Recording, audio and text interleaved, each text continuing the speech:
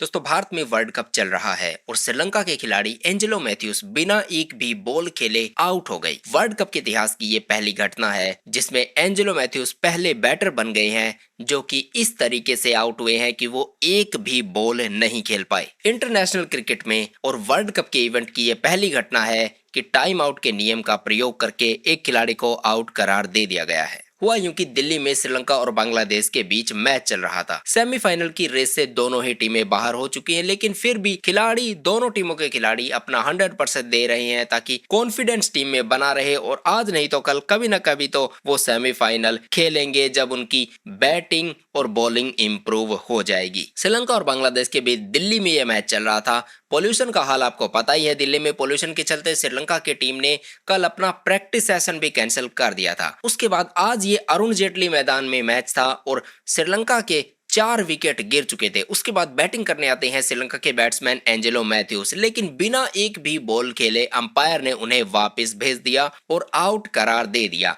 बिना एक भी रन बनाए हमने बहुत सारे खिलाड़ियों को आउट होते देखा है, लेकिन ऐसा पहली बार हुआ है कि बिना एक भी बॉल खेले किसी खिलाड़ी को इंटरनेशनल क्रिकेट में आउट करार दे दिया गया हो। इंटरनेशनल क्रिकेट की यह पहली घटना है और वर्ल्ड कप के इवेंट में इसने एक और नई बहस को जन्म दे दिया है, जिससे या तो टाइम आउट का नियम चेंज हो जाएगा या फिर ये हट जाएगा। मैच का 25वां ओवर चल रहा था। श्रीलंका की टीम बैटिंग कर रही थी और बॉलिंग कर रहे थे बांग्लादेश के शाकिब अल हसन, जो कि बांग्लादेशी टीम के कप्तान है। उन्होंने श्रीलंका के प्लेयर समर विक्रम को आउट कर दिया और श्रीलंका का चौथा विकेट डाउन हो गया। इसी के साथ उसके बाद मैथ्यूज बैटिंग करने आ रहे होते हैं और वह मैदान में पहुंच भी जाते हैं, लेकिन जब वो हेलमेट पहन रहे होते हैं तो हेलमेट का एक स्ट्रैप टूट जाता है। या तो प्रैक्टिस के दौरान या फिर वो हेलमेट वियर के चलते पहले भी यूज हुआ होगा, तो हो सकता है कि वो टूट चुका था। और इस बार जब मैथ्यूज ने हेलमेट पहनने की कोशिश की तो वो हेलमेट बिल्कुल ही जवाब दे दिया। एक स्ट्रैप उसका पूरी तरीके से टूट गया। अब क्योंकि बाउंसर भी आती हैं और जिस तरह की आजकल बॉलिंग हो रही है तो हेलमेट पहनना जरूरी हो जाता है खिलाड़ी के लिए। इसीलिए मैथ्यूज ने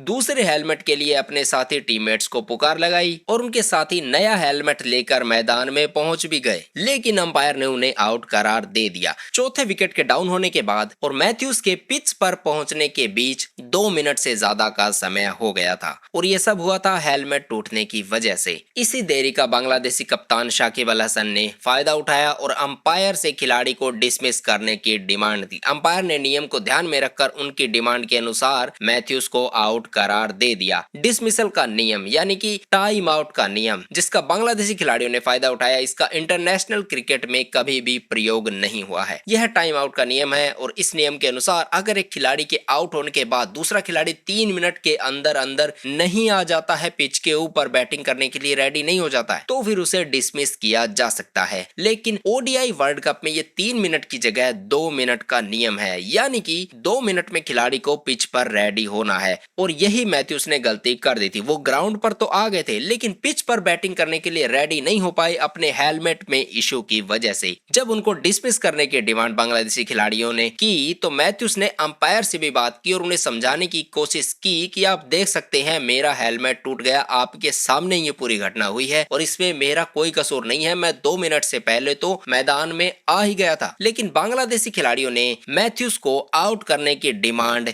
जारी रखी और अपनी अपील विड्रॉ नहीं की। जब बांग्लादेशी खिलाड़ी मैथ्यूज को आउट करने की डिमांड कर रहे थे, अपील कर रहे थे, तब मैथ्यूज ने बांग्लादेशी खिलाड़ियों से भी बात की और उन्हें दिखाया स्पष्ट कि आपके सामने मेरा हेलमेट टूट चुका है और इसी वजह से ये जो 30 सेकंड ज्यादा हुई है ये इसी वजह से हुई है, तो आप अपनी अपील विड्रॉ कर लीजिए। लेकिन बांग्लादेशी खिलाड़ियों ने भी उनकी एक नहीं सुनी और अपील विड्रॉ नहीं की, जिसके चलते अंपायर ने उन्हें आउट करार दे दिया। अगर बांग्लादेशी खिलाड़ी कॉमन सेंस का इस्तेमाल करते हुए और खेल भावना का प्रदर्शन करते हुए अपनी अपील विड्रॉ कर लेते, मैथ्यूज का कोई कसूर नहीं था। पूरा स्टेडियम देख रहा था कि किस तरीके से एक्सीडेंटली उनका हेलमेट टूट जाता है और उसके बाद उन्हें थोड़ा सा समय ज्यादा लग जाता है पिच पर पहुंचने से पहले। इसी के साथ मैथ्यूज पहले खिलाड़ी बन गए जो कि इस अजीबोगरीब नियम के चलते आउट हो गए बिना एक भी बॉल बॉल खेले। अब इस नियम के प्रयोग के बाद खिलाड़ियों के बीच में मतभेद और मनभेद की स्थिति बन गई है, क्योंकि ये खेल भावना के खिलाफ है। देखा जाए तो बांग्लादेश और श्रीलंका दोनों ही टीमें सेमीफाइनल की रेस से बाहर हो चुकी हैं। स्टेक पर इतना कुछ है नहीं, लेकिन फिर भी खिलाड़ियों ने जिस तरीके की हरकतें की है वो खेल भावना के खिलाफ जा रही है। इससे वर्ल्ड कप के इवेंट में एक और नई बहस छिड़ गई है, जिसके अनुसार कुछ लोगों का कहना है कि मैथ्यूज को आउट करार दिया जाना सरासर गलत है, क्योंकि वो 2 मिनट से पहले मैदान में पहुंच चुके थे और एक्सीडेंटली उनका हेलमेट टूटा। पूरा मैदान, पूरा ग्राउंड देख रहा था, वो लाइव टेलीकास्ट हो रहा था पूरा इवेंट। तो एक छोटी सी एक्सीडेंटल मिस्टेक, एक छोटे से एक्सीडेंट की वजह से